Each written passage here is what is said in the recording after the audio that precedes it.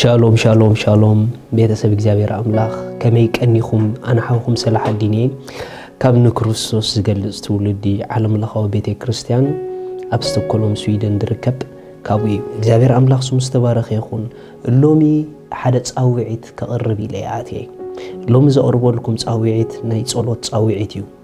ምኽንያቱ መጽሐፍ ቅዱስ ክዛረብ ከሎ ያዕቆብ ምዕራፍ 5 ተቓል ከንብባሞ ናብ ናይ ሎሚ ፕሮግራም ሓሳብ ይካኣቱ ካብ ጥቕሲ 14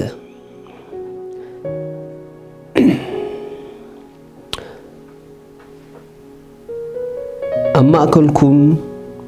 ዝሓመመ ዶ ኣሎ ንሽማግለታት ማሕበር ይጸውዕ ንሳቶም ከኣብ ስም እግዚአብሔር ዘይቲ እናለኸዩ ኣብ ልዕሊኡ ይጸልዩ እታ ናይ እምነት ጸሎት ድማ ነቲ ሕሙም ከተድሕነያ ጎይታውን ከተንስኡ ሓጢአት ገይሩ እንተኾይኑን ክሕደገሉ እዩ እምበኣርሲ ምእንቲ ክትፍወሱ ንሕድሕድኩም ሓጢአትኩም ተኣመኑ ምእንቲ ንሕድሕድኩምን ጸልዩ ዘያድልያ ጸሎት ጻድቕ ብግብራ ብዙሕ ተስልጥ እያ ኤልያስ ከማና ዝድኹም ሰብ እዩ ዝነበረ ዝናብ ከይዘንብ ከዓ ጸሎት ጸለየሞ 3 ዓመትን 6 ወርሕን ኣብ ምድሪ ኣይዘነመን ከም በሓድሽ ድማ ጸለየ ሰማይ ከዓ ዝናብ ሃበ ምድሪ እውን ፍሬኣ ኣብቆለት ርኢኹም ሎማዓንቲ ሓደ ነገር ይኽነግረኩም ደሊ መጽሐፍ ቅዱስ ክዛረብ ከሎ ጸሎት ጻድቕ ብግብራ ኣብ ብዙሕ ተስልጥ እያ ርኢኹም ናይ ጻድቕ ጸሎት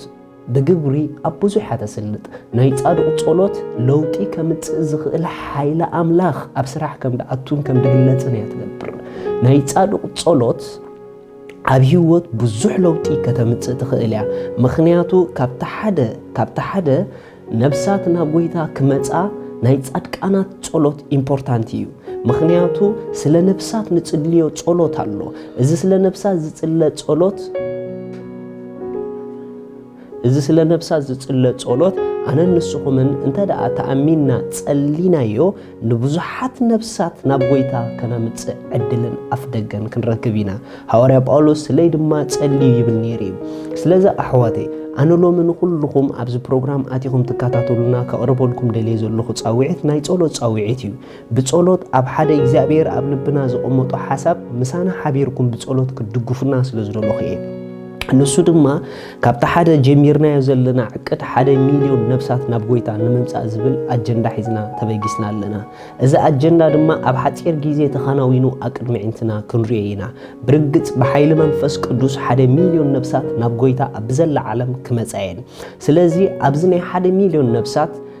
ብጸሎትኩም ምሳና ክትሓብሩ ብጸሎት ምሳና ክትድግፉና ነዚ ነገር እዚ ክሕብረኩም ኢለያቴ ነብስ ወከፍ ሰብ ኣብ መዓልቲ ፍርቂ ሰዓት እንዳወሰደ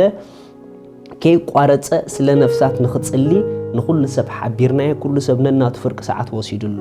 እቶም ኣብዚ ጸሎት እዚ ኣነውን ክሓብር ይደሊ ምሳኹም ኣብዚ ጸሎት እዚ ኢደይ ከእቱ ይደሊ ስለ ነፍሳት ምሳኹም ሓቢረ ክጽሊ ይደሊ 1 ሚልዮን ነፍሳት ናብ ጎይታ ክመጻ ክርኢ ይደሊ ትብሉ ሰባት ኩልኹም ኣበየናይ ሰዓት ክትጽልዩ ከም ትደልዩ ኣይነይቲ ፍርቂ ሰዓት ክትሕዝዋ ከም ትደልዩ ኣብ ናትና ፌስቡክ ኣለኩም ኣብ ታሕቲ ክትጽሓፈልኩም ኣፍትናትና ፌስቡክ ኣብ ሜሴንጀር ኣቲኹም ኣነኻ ክንደዚያ ሰዓት ክሳዕ ክንደዚያ ሰዓት ክጽሊ ኢልኩም እቶም ክትጽልዩ ናይ ብሓቂ ትደልዩ ጽሓፉልና ምጽሓፍኩምልና ንሕና እውን ንዓኹም ተመሊስና ክንባርኾኩምን ክንጽልየልኩምን ኢና ኣብታ ፍርቂ ሰዓት ጽሓፍኩማ ድማ ኣብ ገዛኹም ኮንኩም እሙናት ኮንኩም እታ ፍርቂ ሰዓት ስለ 1 ሚልዮን ነብሳት ናብ ጎይታ ምምጻእ ብጸሎት ምሳና ሕበሩ ምኽንያቱ ጸሎት ጻድቃን ብግብሪ ኣብ ብዙሕ ተስልጥ እያ ንዑሎሚ ኣነ ንስኹምን ኩልና ሓቢርና ንናይ መንግስቲ ኣምላኽ ዓበይቲ ዕዮ ንኽንዓይ ንዳጋገፍ ብጸሎት ምኽንያቱ ናትኩም ጸሎት ንዓና ናትና ጸሎት ንዓኹም ኣገዳሲ ስለ ዝኾነ ጎይታ ዝመጸሉ ግዜ ስለ ዝኣኸለ ንሕና ድማ ተተሓሒዝና ብዙሓት ነብሳት ናብ ጎይታ ከነምጽእ ኢና ስለዚ እቲ ዕዮ ኣብ ቀረባ ግዜ እውን ኣብ ላይቭ ዩቱብ ኣቴ ከነግረኩም ከመይ ጌርና ክንከይድ ከም እንኽእል ነዘን ነፍሳት ብናይ መንፈስ ቅዱስ መሪሕነት ከመይ ጌርና ከም ነምጽአን ድማ ክንሕብረኩም ኢና ነገር ግን ሎሚ ደልየ ዘለኹ ናይ ብሓቂ ናይ ነፍሳት ጽምዓት ዘለኩም ሰባት ኣነ ብጸሎት ክድግፈኩም ይደሊ እትብሉ ሰባት ኣብ ናትና ፌስቡክ ኣብ ታሕቲ ተጻሒፍልኩም ኣሎ ኣብኡ ኣቲኹም ኣይነት ሰዓት ክትጽልዩ ከም ትደልዩ ኩልኩም ቶም ክትጽልዩ ሰባት ጽሓፉልና ኣምላኽ ሰማይ ይባርኽኩም 1 ሚልዮን ነብሳት ናብ ክርስቶስ ክመጻየን ተባረኹ